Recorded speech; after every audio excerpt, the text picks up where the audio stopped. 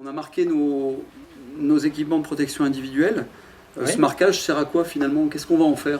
La première chose à faire, c'est de tenir l'inventaire précis de ces EPI et de gérer ce qu'on appelle un cahier de contrôle et de gestion des équipements de protection individuelle. Alors ici, tu vois, on en a deux. Ici, moi, j'en ai deux. J'en ai un pour le matériel métallique et j'en ai un pour tout ce qui est corde. D'accord. Ouais. Donc, ce marquage va permettre de réaliser une fiche de suivi ou une fiche de vie. Alors ici, dans le métallique, j'ai mes dégaines, tu vois.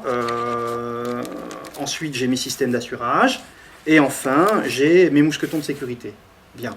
Alors, pour chaque type de matériel, je vais avoir cette fiche de vie avec un certain nombre d'éléments à renseigner, un certain nombre de rubriques à renseigner. C'est très simple, hein. L'année de fabrication, le type de produit, le modèle du produit, etc. À quel moment je le rentre dans mon stock de matériel et à quel moment, on verra pour le contrôle, à quel moment je l'ai contrôlé. Donc voilà, on va suivre le matériel marqué avec cette fiche. J'ai une question, je vois, c'est quoi ça? C'est la notice? Oui, alors ce qui est important, c'est de conserver toutes les notices du matériel.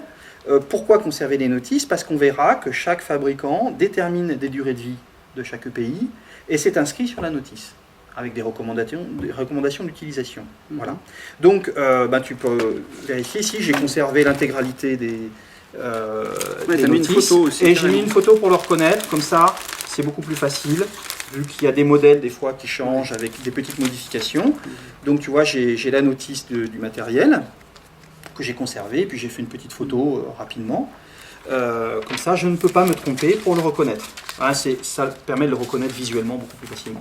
Parce que j'ai pas que ce système d'assurage, j'en ai deux en fait. Hein. Et puis les mousquetons de sécurité de la même façon. Pour les cordes, on a exactement la même chose. Tu aurais pu, excuse-moi, tu aurais pu le mettre dans le même classeur en fait. Oui, mais j'ai beaucoup de cordes, ça fait des classeurs épais, et j'ai séparé le textile et le métallique. D'accord. Hein. Et ici, on a exactement la même fiche de vie, avec une photo qui permet d'identifier le marquage dont on parlait tout à l'heure. Donc je ne peux pas la confondre avec une autre corde. C'est impossible. Alors là, j'ai mes cordes à double, et puis j'ai les cordes à simple, les cordes longues, les cordes courtes. Donc on retrouve la notice individuelle de la corde, la photo de la corde, sa fiche de vie. Donc on sait précisément où est le matériel. Et donc ça, tu l'as rempli quand? Au moment où le matériel est rentré. J'achète le matériel, la première chose que je fais, c'est de le marquer et ensuite de réaliser sa fiche de vie. Et tu fais ce marquage, tu remplis ce document quand tu achètes le matériel ou quand tu le mets dans la salle? Je l'amène, je vais le chercher chez le commerçant, je le rentre dans mon local à matériel, et au moment où je le rentre dans mon local à matériel, je procède au marquage et je remplis la fiche de vie. D'accord. Voilà, alors il y a d'autres systèmes. Ici, on a une version papier. On a parlé de la puce tout à l'heure. On pourrait imaginer des tableaux, un fichier Excel, un fichier numérique, avec exactement les mêmes éléments d'information sur le pays. D'accord. Voilà. Qu'est-ce qui remplit ce document?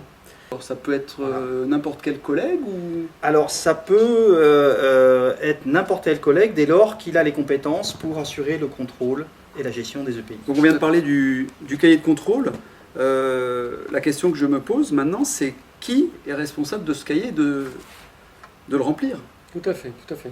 Alors il faut savoir qu'il y a une lettre du ministère qui est parue il y a déjà quelques années, qui précise bien que dès l'instant qu'un établissement scolaire a du matériel d'escalade, il y a ce qu'on appelle un référent EPI qui est parfaitement identifié. Donc si vous vous sentez, je dirais, dans votre établissement, parce que vous connaissez un peu l'activité, vous pouvez tout à fait le faire, mais j'ai envie de dire, ce n'est pas une question de spécialiste, c'est une question, je dirais, de gestionnaire, d'organisateur, de la même façon que vous gérez, j'imagine, régulièrement votre stock à matériel avec les javelots, les ballons, les chasubles.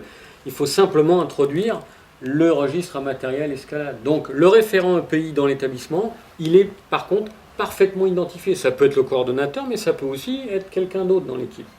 Ce qui est important, c'est que ce cahier, si je viens dans l'établissement, je puisse l'obtenir. En inspection, sur une session d'escalade, une leçon d'escalade, il est important qu'on puisse obtenir ce registre matériel, qui soit actualisé, bien entendu. Mais au-delà du cadre de l'inspection, il est important aussi qu'au sein de votre équipe, vos collègues sachent bien que c'est vous qui le gérez, et vos collègues doivent savoir aussi également à quel endroit se trouve ce cahier dans le local EPS, pour éventuellement annoter ou vous faire part d'un certain nombre d'informations quant au matériel utilisé.